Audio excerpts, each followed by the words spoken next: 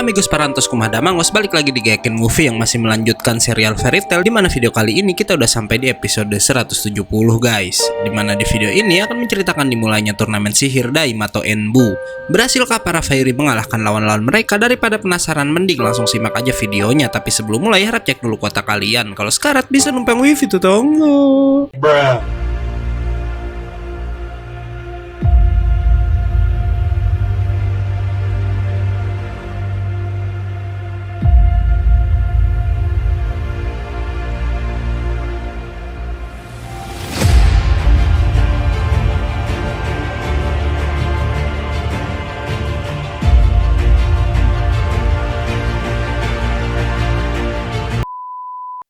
Part ini dimulai oleh Makarov yang memilih 5 orang kandidat untuk mewakili Fairy Tail dalam turnamen sihir. Grey, Natsu, dan Erza udah tentu terpilih sebagai 3 di antaranya. Walau mengejutkannya, 2 orang lagi yang dipilih sang master adalah Wendy dan Lucy dengan alasan saat itu Gajel dan Laxus belum kembali dari latihan mereka. Walau begitu, semua anggota Fairy tetap percaya diri bisa mengalahkan Sabertooth dan menjadi guild nomor 1. Keesokan harinya saat udah sampai di ibu kota kerajaan Fiore, Fairy Tail menjadi bahan tertawaan para penduduk karena selama 7 tahun terakhir, mereka selalu berada di peringkat paling bawah. Namun Makarov meminta anak-anaknya tetap tenang dan membuktikan jika mereka bisa kembali jadi guild yang terkuat. Karena pertandingan baru dimulai esok hari, Natsu, Lucy, dan Happy memutuskan untuk mengelilingi ibu kota. Hingga pada malam harinya mereka melihat ada keributan yang disebabkan oleh 2 orang pria. Kedua orang itu ternyata berasal dari Sabertooth dan dijuluki sebagai naga kembar, karena katanya keduanya juga merupakan Dragon Slayer seperti si Natsu. Salah satu pria yang bernama Sting auto meledek Natsu dengan berkata Natsu adalah Dragon Slayer yang gak bisa membunuh naga karena ia kalah dari Agnologia. Salah satu exit milik naga kembar lalu memberitahu jika Sting dan satu pria lagi yang bernama Rogue merupakan Dragon Slayer generasi ketiga, karena nggak hanya berlatih dari naga asli, mereka juga menanam lakrima naga pada tubuh masing-masing seperti generasi kedua. Karena itu si kucing bilang keduanya merupakan Dragon Slayer terkuat. Sekembalinya Natsu dan kawan-kawan ke hotel pada tengah malam, secara mengejutkan di kota tersiar pengumuman jika babak eliminasi dari 113 guild yang mengikuti turnamen akan dimulai saat itu juga, dan hanya akan menyisakan 8 tim yang masuk ke babak selanjutnya. Nggak lama, penginapan-penginapan tempat semua peserta menginap tiba-tiba terangkat ke udara hingga peraturan babak eliminasi diumumkan yang katanya 8 tim yang lebih dulu sampai di arena akan dinyatakan lolos ke babak selanjutnya. Sulitnya, terlebih dahulu mereka harus melewati jalan yang disebut Sky Labyrinth yang dibuat oleh panitia turnamen, dan kelima anggota tim harus bisa bersama-sama melewati jalan tersebut. Kacaunya, saat itu Wendy ternyata belum kembali ke penginapan. Beruntung ada si Elfman yang akhirnya menggantikan posisi sang naga langit. Elfman auto menggendong teman-temannya menaiki Sky Labyrinth bersamaan dengan guild-guild lain yang juga udah memulai hal serupa. Sky Labyrinth ternyata sangat membingungkan karena sudah jauh berlari, para Fairy hanya terlihat seperti berputar-putar aja. Karena hal itu Erza meminta teman-temannya menandai jalan yang udah mereka lalui untuk memetakan jalan di Sky Labyrinth tersebut. Sementara itu di bawah, Lisana dan Happy menyebarkan kabar jika Wendy dan Carla belum kembali ke penginapan sejak siang tadi. Dan mereka meminta Romeo bersama Nabu mengabarkan berita itu pada semua penyihir Fairy untuk mencari keberadaan sang naga langit.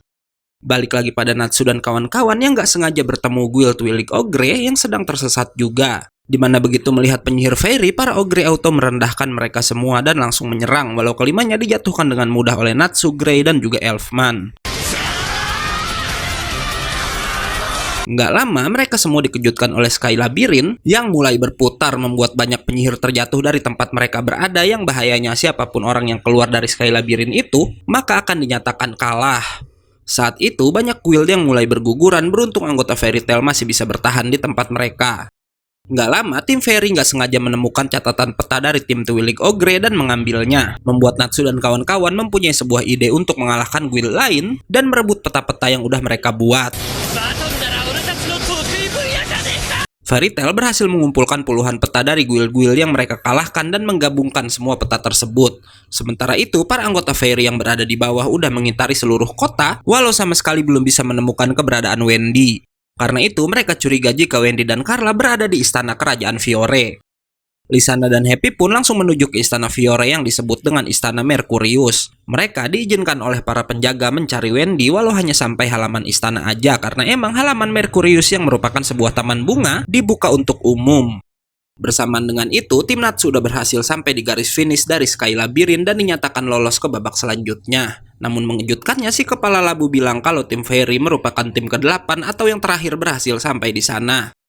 Balik lagi pada Lysandra dan Happy yang berhasil menemukan Wendy dan Carla yang gak sadarkan diri di Taman Bunga Mercurius. Walau anehnya saat tersadar Wendy malah gak ingat apa yang udah terjadi kepadanya. Keesokan harinya di arena pertarungan para penyihir yang lolos ke babak selanjutnya pun mulai diperkenalkan. Selain Fairy Tail, 7 guild yang berhasil lolos juga adalah Quattro Cerberus, Blue Pegasus, Mermaid Hell, Raventail, Lamia Scale, Sabertooth, dan yang paling mengejutkan ternyata ada tim Fairy Tail B yang berisi Gajel, Laxus, Mira, Juvia, dan juga Mistogan. Walau tentu Mistogan yang ini adalah si Jelal yang sedang menyamar atas persetujuan Makarov yang udah diceritakan ada yang aneh di dalam turnamen tersebut. Nggak hanya itu aja, karena yang mengejutkan juga tim Raventail ternyata adalah guild milik Ivan, anak dari Makarov sekaligus ayah dari si Laxus. Bahkan roh Mavis yang datang untuk menyemangati Fairy Tail bisa merasakan hawa jahat dari para penyihir Raventail tersebut. Setelahnya, panitia menunjukkan peraturan pertarungan di mana tim yang menang akan mendapat 10 poin, seri 5 poin, dan kalah 0 poin. Di babak pertama yang bernama Hidden, masing-masing tim diminta menunjuk satu perwakilan, dan saat semua tim udah menunjuk wakil mereka, panitia pun langsung membuat kota di tengah-tengah arena pertarungan.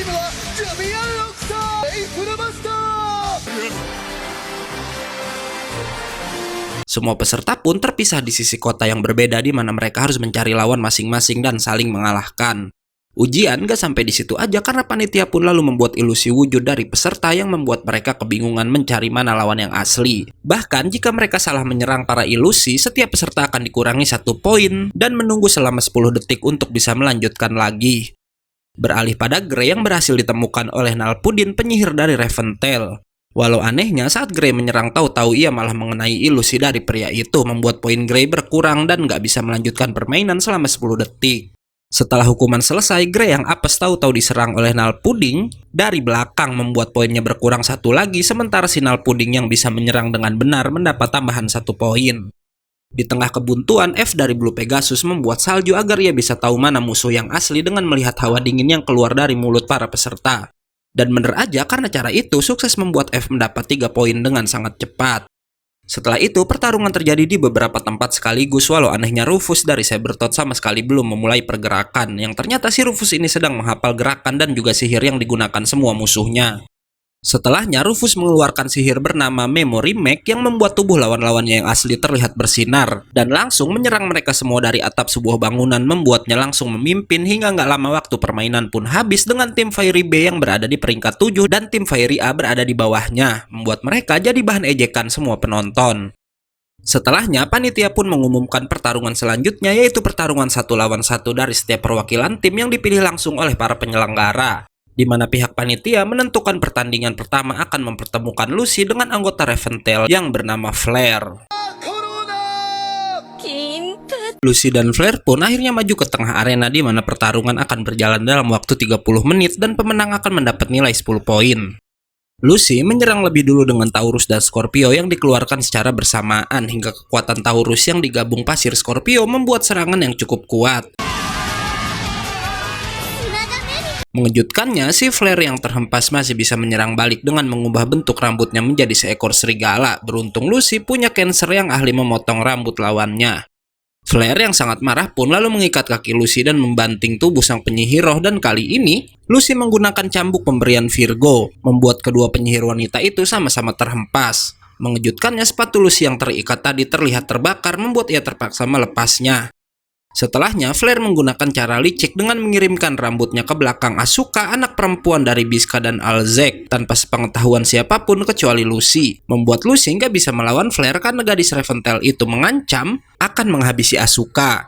Lucy pun dihajar habis-habisan tanpa berani melawan. Hingga nggak lama, Flare mengikat tubuh dan mulut Lucy. Saat Lucy terdesak, beruntung Natsu yang tadi ada di dekat arena mendengar pembicaraan Lucy dan Flare dengan telinga supernya, membuatnya berlari ke tempat Asuka dan membakar rambut milik si Flare. Dan berkat Natsu, Lucy pun akhirnya bisa melawan balik dengan mengeluarkan Gemini, hingga kemudian ia merubah 2 roh kembar itu menjadi dirinya sendiri. Lucy lalu menggabungkan kekuatan sihirnya dengan si Gemini untuk menunjukkan sihir barunya yang bernama Uranometeria. Walau anehnya nggak terjadi apa-apa pada si Flare yang ternyata Flare dibantu oleh temannya di Reventale yang bernama Obra, di mana pria itu punya kemampuan untuk menghilangkan sihir seseorang. Sementara Lucy yang sihirnya tiba-tiba menghilang terlihat kelelahan dan nggak sadarkan diri membuat Reventale memenangkan pertarungannya.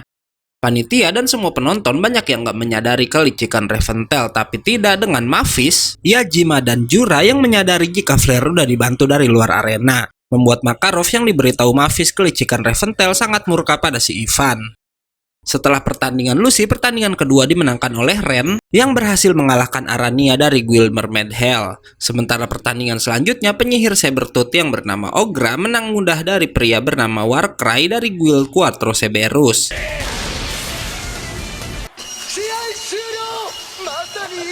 Mengejutkannya, pertarungan penutup hari itu mempertemukan Mistogan atau Jelal dengan Jura dari Lamia Scale. Sebelum bertarung, Jelal berkata dalam hati tujuannya datang ke sana emang bukan untuk memenangkan pertandingan, namun ia sangat bahagia bisa bertarung atas nama Fairy Tail. Nggak lama, Jura langsung menyerang dengan elemen batunya bertubi-tubi, namun Jelal yang bisa mengkopi sihir Mistogan menggunakan tongkat-tongkatnya untuk menghentikan pergerakan si Jura. Walau tentu Jura yang adalah salah satu penyihir suci dengan mudah bisa kembali menyerang menggunakan tangan batu raksasanya. Jelal kemudian menggunakan sebuah sihir bernama Meteor yang membuatnya bisa bergerak sangat cepat dan terlihat terbang ke sana kemari, yang ternyata Jelal bermaksud membuat beberapa lingkaran sihir di udara untuk menembakkan banyak elemen cahaya pada si Jura. Walau hebatnya, Jura mengeluarkan sihir pertahanan luar biasa dan kemudian berkata dalam hati jika ia udah tahu siapa pria yang sedang bertarung dengannya. Jelal yang sangat ingin menang untuk Fairy Tail berniat mengeluarkan sihir aslinya dan gak peduli walau dengan itu penyamarannya akan terbongkar. Langit pun berubah menjadi gelap dan tinggal sedikit lagi Jelal menunjukkan sihir aslinya. Namun tiba-tiba si Jelal terlihat aneh dan bilang jika mulutnya terasa pedas. Karena ternyata sebelumnya Meredi udah memberi tanda di tangan Jelal, dan saat itu si Ultear sedang menjejali mulut Meredi dengan cabai untuk menggagalkan Jelal membongkar identitas dia yang sebenarnya. Hingga akhirnya Jelal pun harus kalah dengan cara yang sangat konyol membuat dua tim Fairy Tail tetap berada di urutan terbawah di hari pertama. Malam harinya di kerajaan Fiore, sang raja meminta seorang kapten penjaga bernama Arkadios mengatur pertandingan besok dengan mempertemukan seorang penyihir bernama Bacchus melawan seorang dari Fairy Tail berinisial E yang raja bilang kekuatannya bisa berubah-ubah. Setelah menerima titah itu di luar kerajaan, sang kapten berkata jika sekarang adalah waktu yang tepat untuk menyempurnakan sesuatu.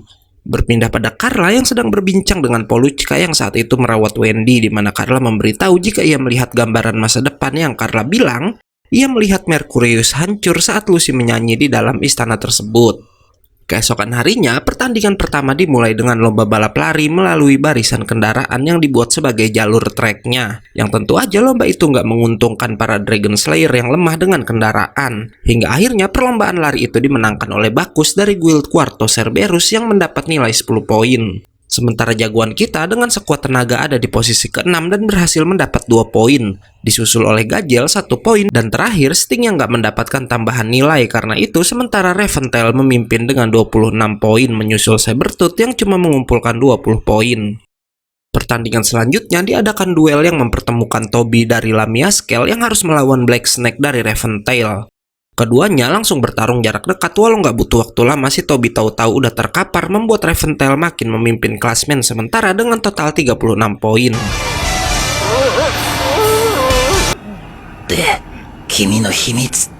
Setelahnya, Arkadios mengatur pertandingan yang mempertemukan Bacchus dan gak diduga si kapten memilih Elfman sebagai lawannya, membuat Arkadios auto kena omelan karena maksud sang raja ingin mempertemukan Bacchus dengan si Erza. Sebelum pertarungan dimulai, Bacchus yang terkenal dengan jurus mabuknya memprovokasi Elfman dengan berkata jika ia menang maka Bacchus ingin Mira dan Lysana menjadi miliknya, membuat Elfman marah dan langsung menyerang dengan perubahan wujudnya. Walau itu malah menguntungkan Bacchus yang emang ahli dalam pertarungan jarak dekat. Elfman auto jadi bulan-bulanan sang pemabuk sampai kembali ke wujud semula. Hebatnya, Elfman masih bisa berdiri sambil berkata jika ia yang menang maka Guild Bacchus Quattro Cerberus akan berganti nama menjadi Quattro Papi selama turnamen diadakan. Dengan santainya Bacchus menyetujui hal itu sambil minum sakenya yang menandakan jika pria itu udah makin serius. Bakus langsung menyerang dengan pukulan yang sangat cepat, walau anehnya kemudian malah lengannya yang terluka, karena ternyata Elfman berubah wujud jadi makhluk bernama Lizardman pada saat yang tepat. Melihat itu, Bakus malah makin bersemangat dan menyerang Elfman bertubi-tubi dengan pukulan berputarnya. Hingga pertarungan terlihat imbang karena Bakus sangat kelelahan sementara Elfman kehabisan energi sihir dan kembali dalam wujud manusianya. Sialnya, Bakus selalu tersenyum dan bisa bangkit lebih dulu, walau yang mengejutkan, ia kemudian malah pingsan membuat Elfman menang dalam pertarungan tersebut dan nilai tim Fairy Tail A bertambah menjadi 12 poin.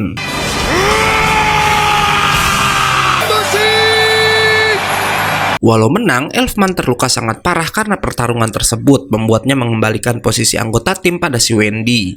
Sebelum kembali ke arena, Carla akhirnya memberitahu jika sebelumnya ia dan Wendy diserang oleh si Obra saat sedang berada di Taman Bunga Mercurius, walau di sini Carla belum menceritakan ramalan masa depannya tentang si Lucy. Setelahnya, kita akan diperlihatkan Mira Jane yang punya wujud iblis baru berhasil menang dari Jenny yang berasal dari Guild Blue Pegasus, membuat tim Fairy Tail B mendapat poin tambahan sebanyak 10 poin.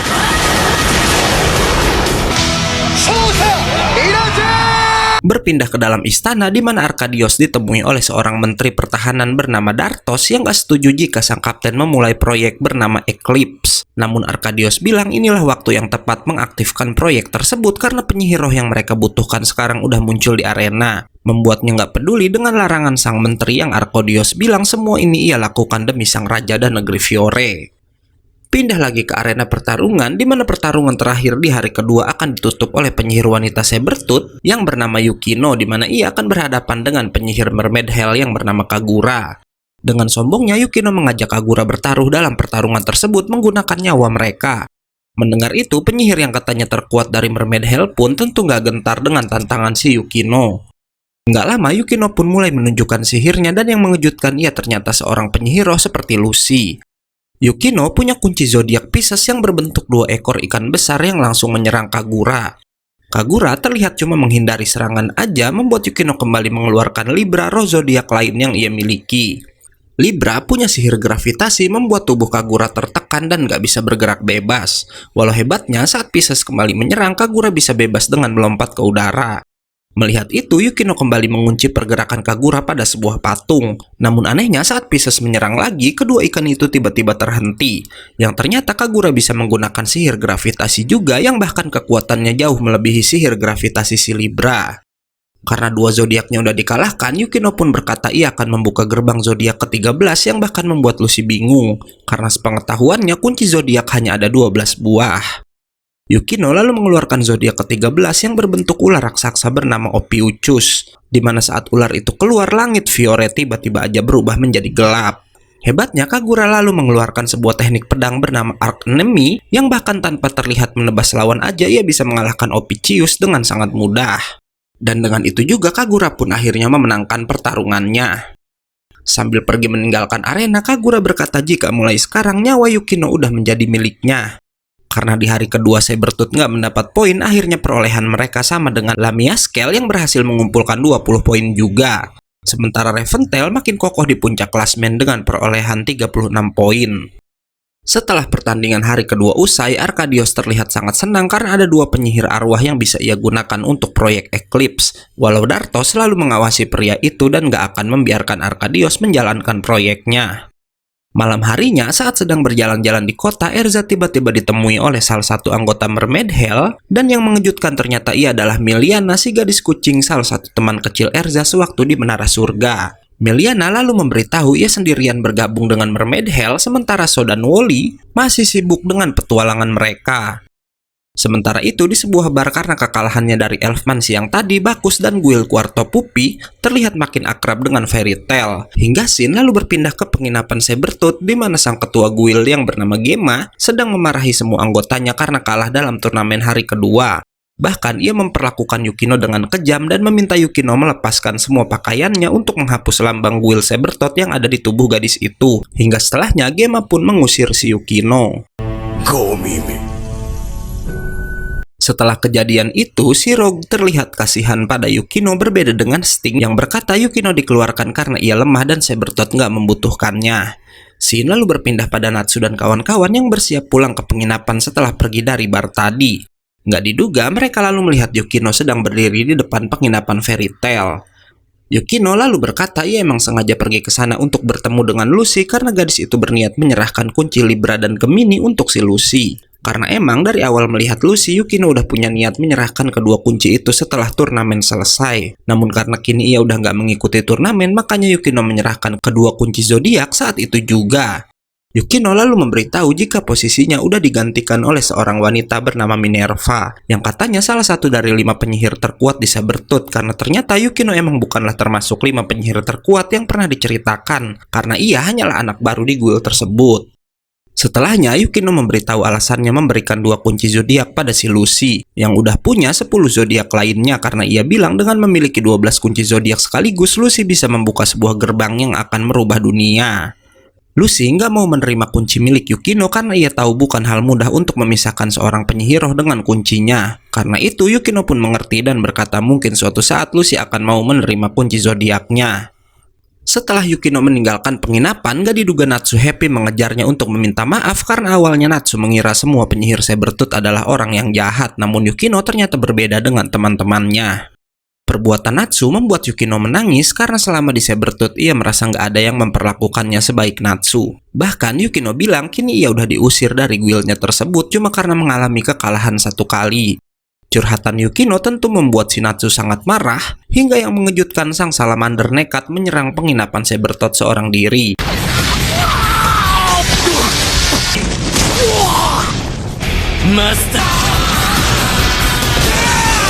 Dengan berani, Natsu menghadap si Gema dan mengajaknya bertarung dengan taruhan jika Natsu menang maka Gema harus keluar dari Sabertooth juga. Dengan sombongnya, Gema berkata masih terlalu cepat 100 tahun bagi Natsu untuk menantangnya. Maka dari itu, ia memerintahkan penyihir bernama Dobengal untuk menghadapi sang salamander. Dobengal langsung menghujani Natsu dengan bom asap dan lalu mencoba menyerang dari belakang. Namun malah ia yang berhasil dihempaskan oleh sang naga api. Setelah itu, Natsu pun melanjutkan amukannya dengan memukuli Gema bertubi-tubi dan menutup serangan dengan pukulan Thunder Flame-nya. Namun sialnya, Gema ternyata dilindungi oleh Minerva yang akhirnya menunjukkan diri.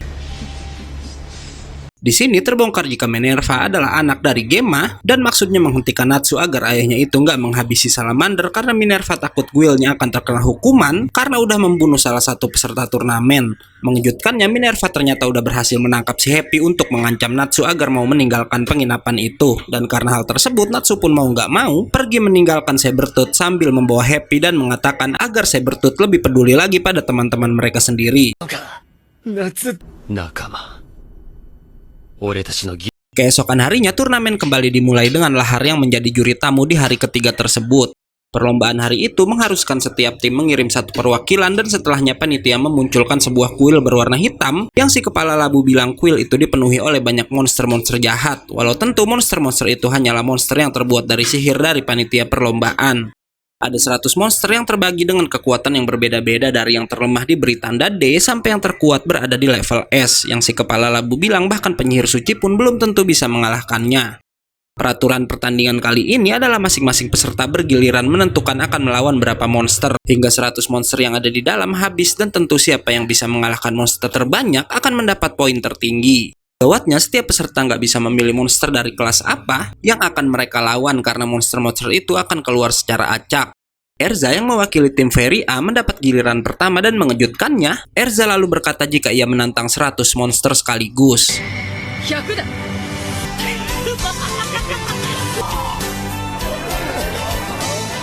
Begitu masuk ke dalam kuil, ia pun auto dikelilingi oleh monster-monster dan langsung membantai banyak monster tersebut dalam sekali serang.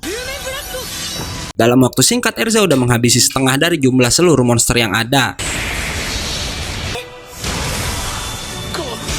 Walau setelahnya ia berhadapan dengan monster kelas A dan terlihat sedikit kesulitan. Walau itu belum cukup untuk menghentikan Erza terus melaju di dalam kuil hitamnya.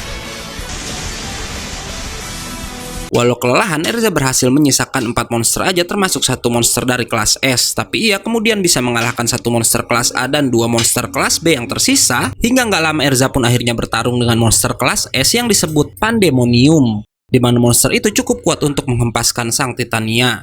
Namun gak butuh waktu lama untuk Erza bisa menyerang balik dan berhasil mengalahkan si Pandemonium. Itu membuat semua orang yang menonton aksi solo dari Erza auto kagum, bahkan beberapa dari mereka sampai menangis melihat kehebatan sang Titania.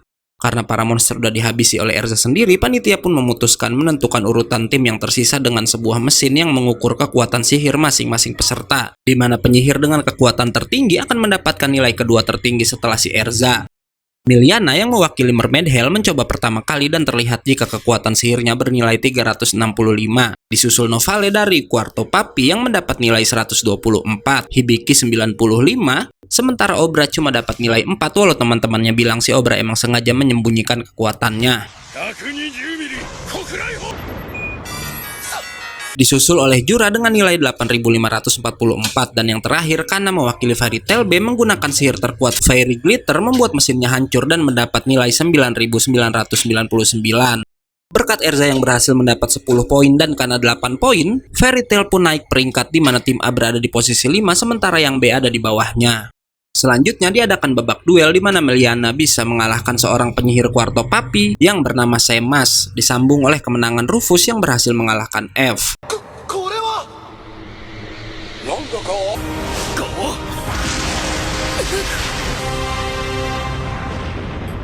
Pertarungan selanjutnya di hari itu mempertemukan penyihir Reventail bernama Alexei yang harus menghadapi si Laxus.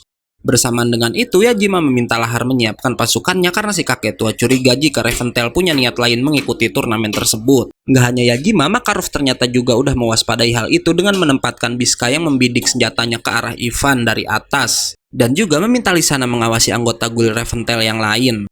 Pertarungan pun dimulai di mana Alexei menyerang Laxus secara tiba-tiba membuat si Laxus nggak sempat menghindari semua serangan dari orang itu.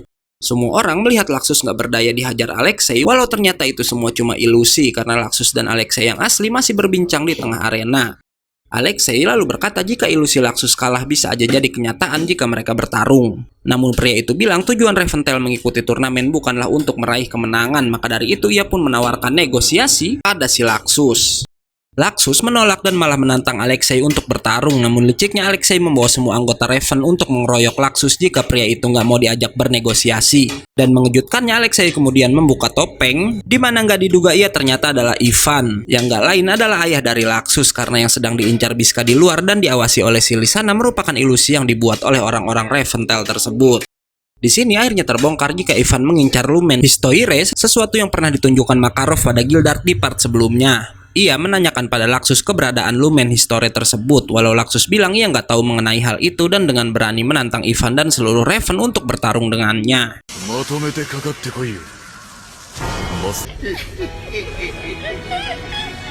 Ivan langsung menyerang Laxus sambil berkata selama ini ia udah mencari Lumen History kemana-mana tapi nggak bisa menemukannya. Hebatnya Laxus nggak terluka oleh serangan Ivan dan langsung mengincar si Obra yang sebelumnya udah melukai Wendy dan Carla. Ia juga menyerang Flare yang udah melukai Lucy, dan Nal Pudding yang sebelumnya mengincar si Grey, dan yang paling kocak ia juga menyerang Black Snake sambil bilang ia nggak kenal pada pria itu. Melihat kekuatan Laxus yang luar biasa, Ivan jadi sangat ketakutan dan memohon agar Laxus nggak melukainya. Namun Laxus yang marah karena Ivan udah mengganggu Fairy Tail menghajar pria itu sampai ilusi pertarungan yang dibuat si Ivan auto menghilang. Membuat kelicikan guild Reventail terbongkar, terlebih ada peraturan yang melarang Master Guild menjadi seorang peserta. Walau begitu, Laxus tetap dinyatakan sebagai pemenang sementara Reventail ditangkap oleh para penjaga di mana Ivan berkata pada Laxus jika Lumen Histoire merupakan sisi gelap dari Fairy Tail. Sialnya, tanpa ada yang menyadari makhluk kecil yang selalu bersama si Obra melarikan diri dan bilang jika ia akan segera bertemu lagi dengan Fairy Tail.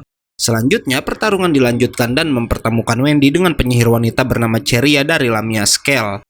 Keduanya sama-sama menggunakan sihir elemen angin, bahkan yang mengejutkannya, Cheria bisa mengeluarkan auma naga angin mirip seperti si Wendy. Karena ternyata Cheria adalah seorang God Slayer seperti Zen Crow, yang bahkan kekuatannya terlihat melebihi sang Dragon Slayer. Berbeda dengan Zen Crow yang seorang God Slayer api, Cheria ini merupakan God Slayer langit. Ia pun lalu kembali menyerang Wendy hingga keduanya kemudian memutuskan untuk sama-sama memakan udara yang ada di sekitar arena. Walau kali ini Wendy menunjukkan hasil latihannya dengan mengeluarkan sihir baru bernama Sotate Kusen yang mengenai Cheria dengan sangat telak. Walau mengejutkannya saat si kepala labu akan memutuskan jika Wendy udah menang, Cheria kembali bangkit sambil tersenyum dan meregenerasi tubuhnya yang terluka, membuat Jelal yang melihat pertarungan itu merasakan sihir aneh yang dipakai oleh lawan si Wendy tersebut. まさかあんな少女がゼレフと関わ Oke, karena videonya udah habis, gue undur-undur dan Gayakin Movie pamit. Jangan lupa pantengin terus Gayakin Movie untuk tahu kelanjutan ceritanya. Bye-bye.